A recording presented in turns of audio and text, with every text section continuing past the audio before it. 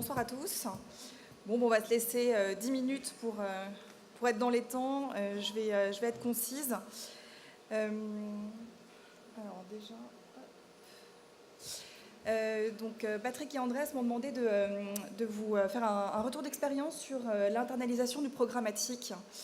Donc je me suis tout à fait dévouée assez naturellement, puisque chez Deezer, l'internalisation est assez naturelle.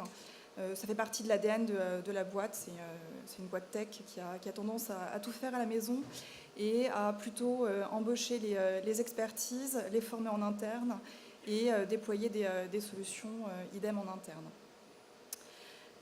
Et l'autre élément qui nous a aussi poussé à internaliser l'intégralité de nos campagnes médias et ce que nous faisons aujourd'hui en programmatique, ça a été facilité par le fait que le service de Deezer, donc c'est du streaming musical, c'est un service freemium qui passe par deux étapes. Donc une étape gratuite dans laquelle vous pouvez expérimenter toute la force du produit, mais avec de la pub, et petit à petit vous y prenez goût et vous devenez payant.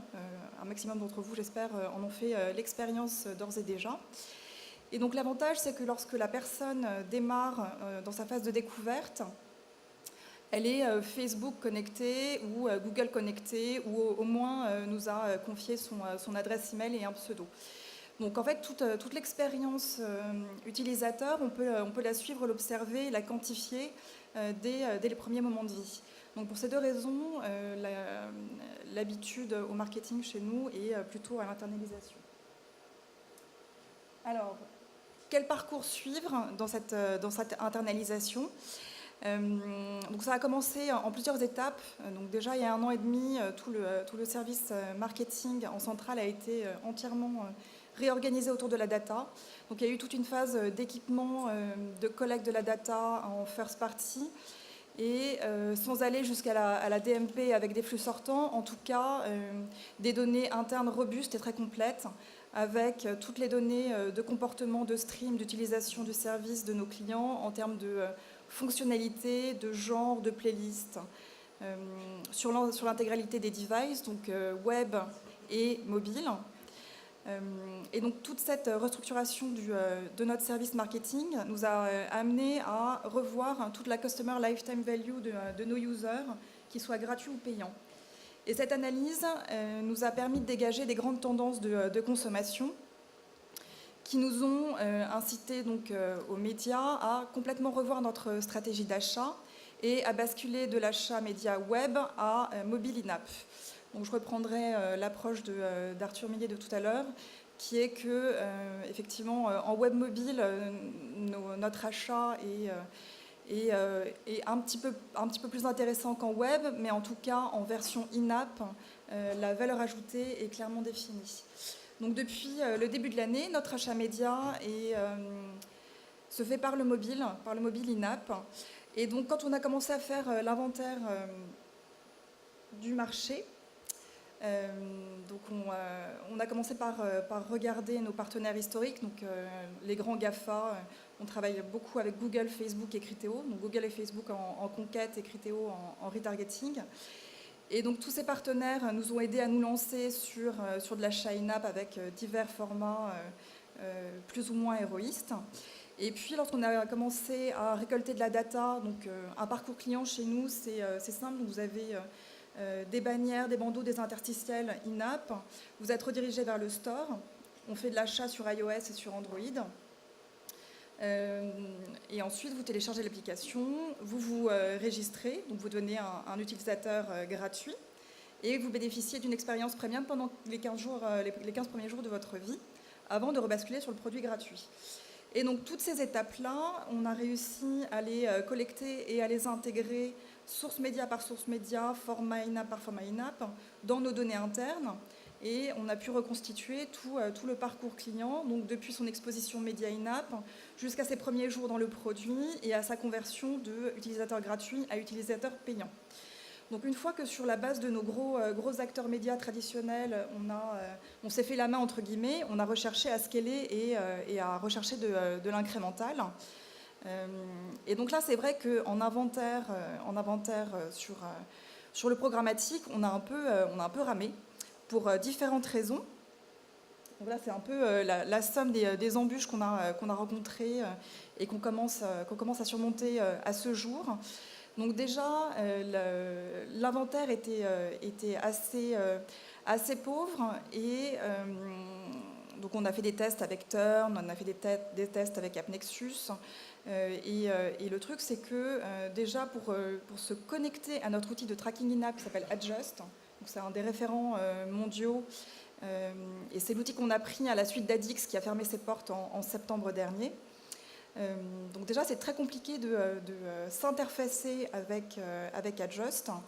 Et une fois que les campagnes sont lancées, le reach, finalement, il est assez petit. Donc on s'est retrouvé à dépenser quelques centaines d'euros par semaine sur cet achat programmatique. On était assez déçus.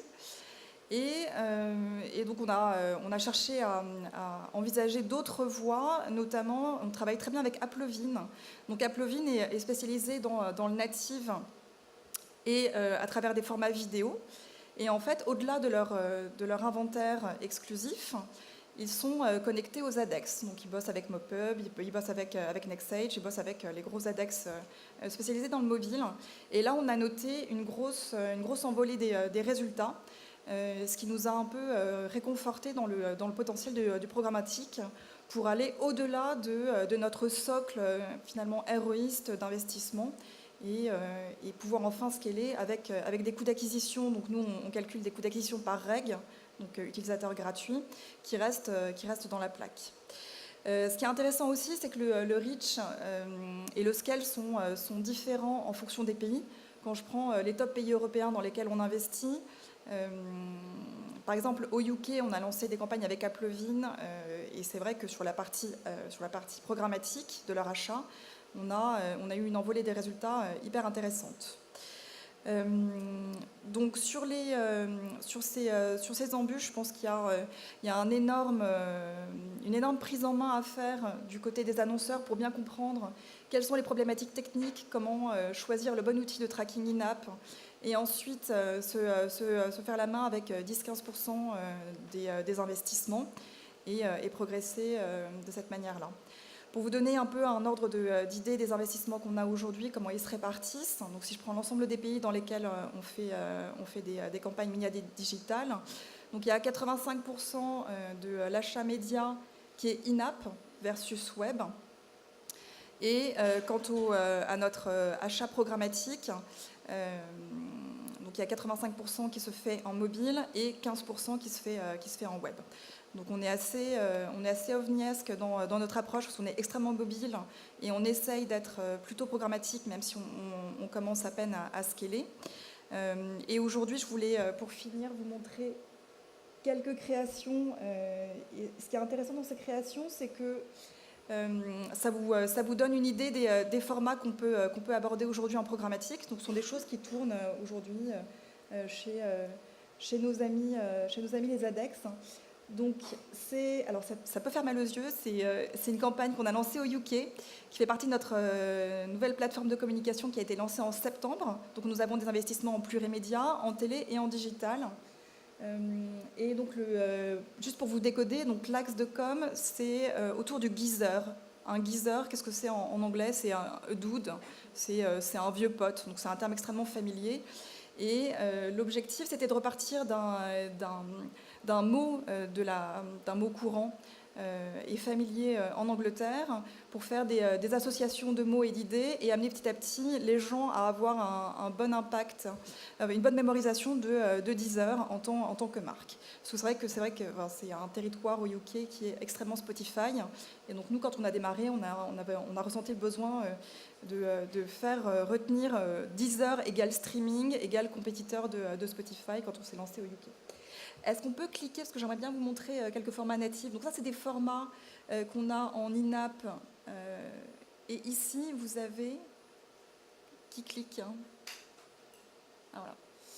Une vidéo qui va marcher. This is a freezer. This is a geezer. This is a brain teaser. This is Deezer. All the music you love, recommended just for you. Deezer sounds like you. Download the app for free now. Alors, ce qui est intéressant dans cette approche, c'est que la plateforme de com a été lancée au travers de ces spots télé. Donc, il y en a eu plusieurs qui sont sortis en septembre. Et en relais digital, on a lancé en avance de phase nos campagnes héroïstes avec des formats très classiques et des bandeaux sur mobile. Et très rapidement, on a post-prodé ces spots qu'on a raccourcis en 10 secondes et dont on a raccourci le storytelling pour les insérer donc, dans ces native ads qui connaissent actuellement des très bons résultats, puisque les coûts par règle, finalement, sont relativement maîtrisés par rapport à des coûts par règle qu'on a sur des bandeaux et un call to action très clair. Et donc voilà, donc l'ensemble de ces formats sont cliquables, redirigent vers le store, avec un call to action qui est très clair, qui est découvrir Deezer par le mobile. Donc voilà, c'était pour vous donner un aperçu de nos créations et de notre mode d'opération sur le mobile et le programmatique chez Deezer. Merci beaucoup.